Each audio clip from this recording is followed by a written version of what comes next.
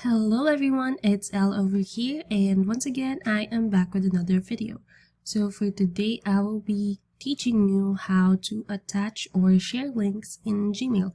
So of course what you have to do first is to access your Gmail account, and once you have this web page loaded on your screen, then you should be able to follow the easy steps that I'm about to show you. So first is of course click compose to create a new email. So just maximize that and let's just like that. And what you have to do in order to attach a link is clicking the third icon over here. So it says insert link. It's beside the smiley emoji.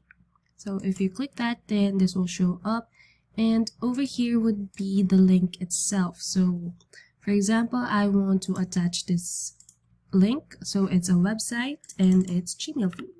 So just copy that and paste it over here.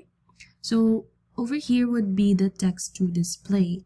So for example, you don't want it to look like a web address. So just type in this one.